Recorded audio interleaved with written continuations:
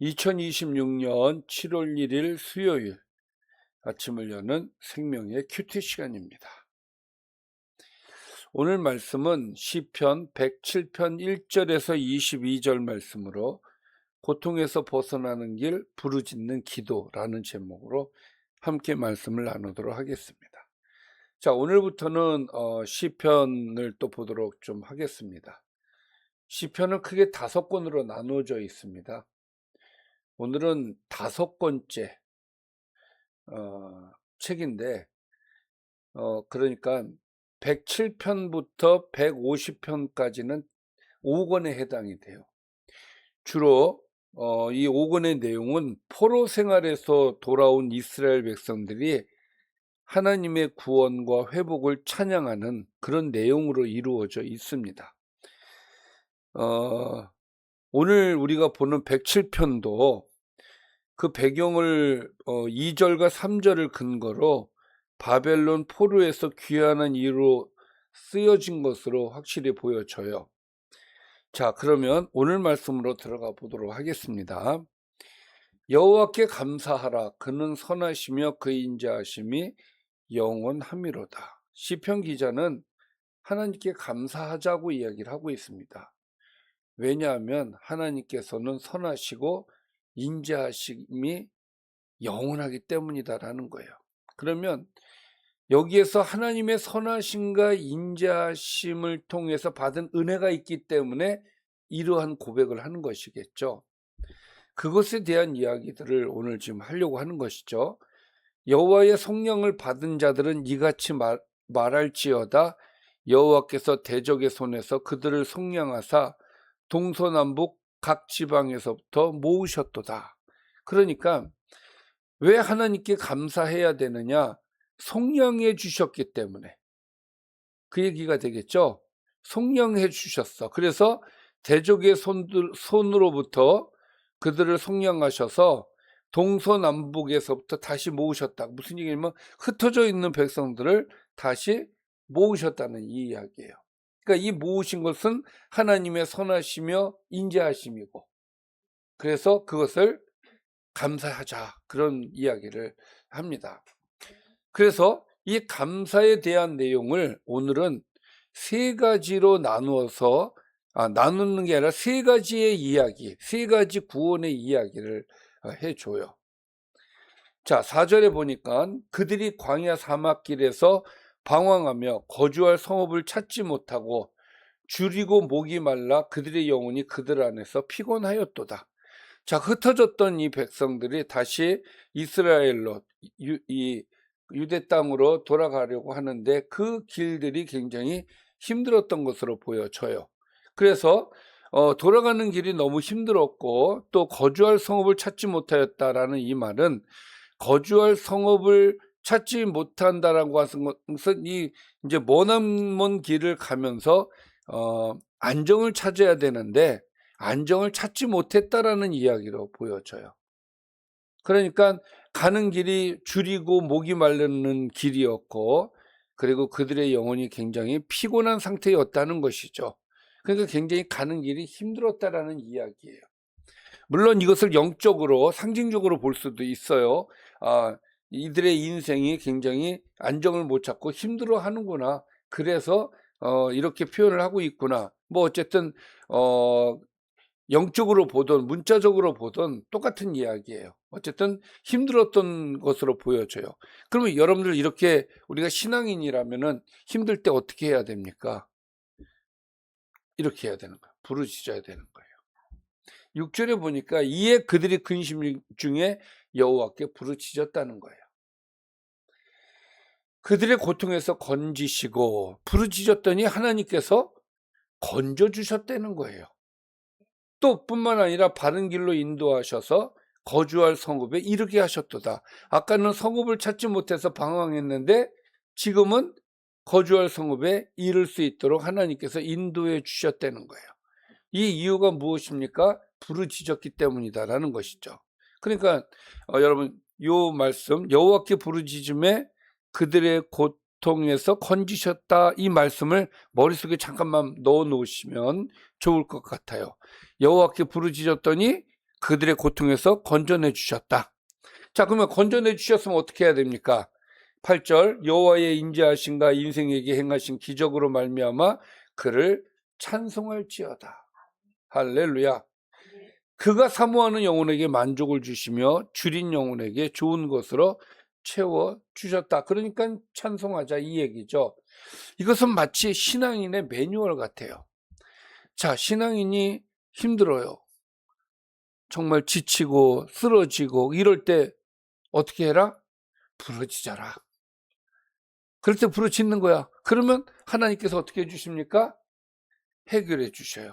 그 고통 가운데서 건져내 주셔요. 그러면 건져냄을 당했을 때 우리는 어떻게 해야 됩니까? 찬양해야 돼요. 이것은 마치 우리 신앙인의 매뉴얼 같은 그런 이야기가 되겠죠. 자, 이렇게 해서 첫 번째 구원의 이야기가 끝이 납니다. 두 번째 구원의 이야기는 10절부터입니다. 사람이 흑암과 사망의 그늘에 앉으며 곤고와 쇠사슬에 매임은, 이것은 마치 어떤 사람이 감옥에 갇혀 있는 것 같은 그런 느낌을 받지 않습니까? 흑암과 사망의 그늘에 앉으며 곤고와 쇠사슬에 매여 있다. 자, 흑암은 빛이 전혀 없는 상태를 말하는 거죠. 희망이 완전히 사라진 상태를 얘기하는 거예요. 죽음이 바로 눈앞에 있는 절망적인 상황입니다. 사망의 그늘이라고 하는 것도 희망이 완전히 사라져 죽음과 절망 가운데 있는 삶을 의미하는 것이고, 또 곤고는 억압과 고통을 말하는 것이고, 또 쇠사슬에 매였다는 것은 죄수처럼 자유를 잃은 상태를 이야기하는 것이죠. 그래서 이 말씀은 실제 포로 생활을 떠올리게 하면서도 동시에 죄에 묶인 영적인 상태를 이야기하는 것이에요. 자, 그러면 왜 10절과 같은 고통을 이 사람들이 당하게 되었는가? 11절에 보니까 하나님의 말씀을 거역하며 지존자의 뜻을 멸시했기 때문이라는 거예요. 그러니까 하나님의 말씀을 거역했어. 지존자의 뜻을 멸시했어. 그래서 이들은 흑암과 사망의 그늘에 앉게 되었고 곤고와 쇠사슬에 매이게 되었다는 것이죠. 우리가 성경을 보면 하나님 앞에 잘못하면 하나님은 항상 매를 드신단 말이에요. 징계를 받죠. 심판을 당한단 말이죠. 그러니까 그러한 의미에서 이들은 하나님의 말씀을 거역해서 지존자의 뜻을 멸시했기 때문에 이러한 하나님의 징계를 지금 받고 있는 거예요. 자, 이 그러므로는 뭐가 그러므로예요? 하나님 말씀을 거역하며 지존자의 뜻을 멸시함으로 그가 고통을 주었다는 거예요. 하나님은 이럴 때 매를 드십니다. 그들의 마음을 겸손하게 하셨으니 그들이 엎드러져도 돕는 자가 없었도다. 자, 하나님께서 그들에게 고통을 주십니다. 그런데 그때 사람들이 고통을 당하면 뭔가 이걸 이겨내 보려고 옆에 있는 사람들, 나를 도울 수 있는 사람들을 찾아봐요. 그러나 없어요. 그들이 엎드러져도 돕는 자가 없다. 주변에 돕는 자가 없어요. 그래서 결국은 어떻게 됩니까? 부르짖는 거예요. 또 13절에 보니까 이에 그들이 환난 중에 여호와께 부르짖음에 그들의 고통에서 구원하셨다. 자, 아까 머릿속에 담아두었던 말씀이 지금 또 나왔죠. 두 번째, 여호와께 부르짖었더니 하나님께서 그들의 고통에서 구원해 주셨다. 그래서 흑암과 사망의 그늘에서 인도하여 내시고 그들의 얽어맨 줄을 끊으셨다. 할렐루야. 그러니까 부르짖었더니 하나님께서 고통 중에서 건져내 주셔서 해방을 주셨다라는 두 번째 구원의 이야기인 것이죠. 자, 그러면 이렇게 하나님께서 구원해 주셨으니까 어떻게 해야 됩니까? 그렇죠. 찬양해야죠. 아까 그 얘기였어요. 그래서 15절과 16절은 그 얘기입니다. 여호와의 인자하심과 인생에게 행하신 기적으로 말미암아 그를 찬송할지로다. 그가 논문을 깨뜨리시며 새빗장을 꺾으셨다. 그러니 찬양하자. 두 번째 구원의 이야기였습니다.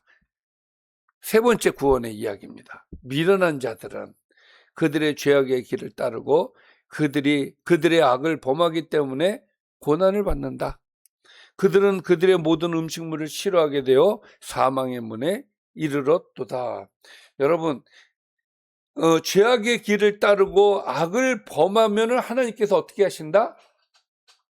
매를 드신다. 그래서 고난을 받게 되었다라는 이야기를 하는 거예요. 자, 그래서 그 고난을 받으니까 어떤 결과를 얻게 되어집니까? 음식조차 먹기 힘들 정도로 사망의 문 앞에까지 가게 되었다는 거예요. 자, 그러니까 이럴 때 우리는 어떻게 해야 됩니까?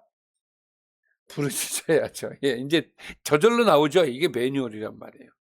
19절, 이에 그들이 그들의 고통 때문에 여호와께 부르짖음에 그가 그들의 고통에서 그들을 구원하셨다. 할렐루야.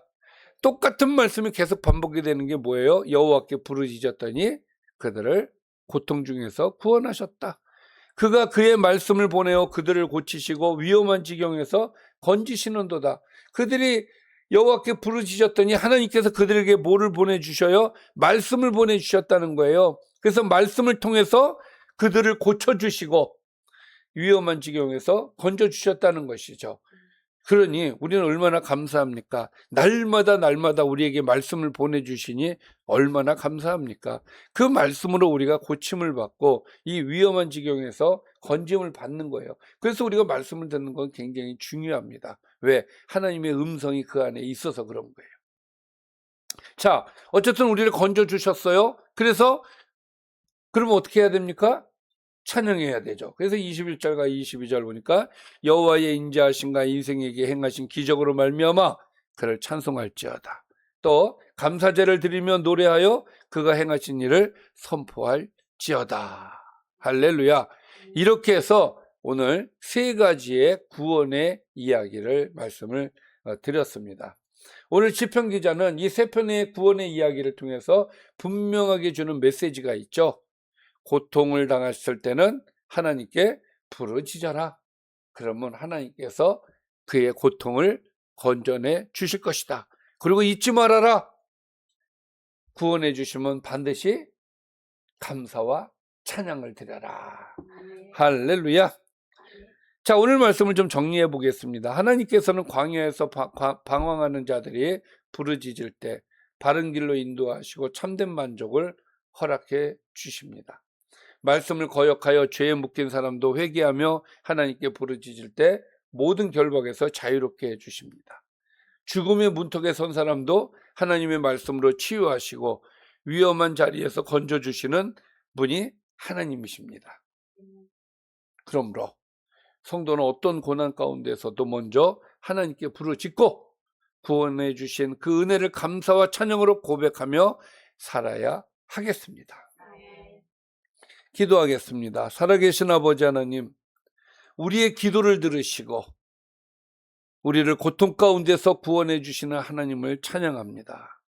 우리에게 주신 그 은혜를 기억하면서 하나님 앞에 감사와 찬양으로 나아갈 수 있도록 우리를 이끌어 주시옵소서. 예수님의 이름으로 기도드리옵나이다. 아멘.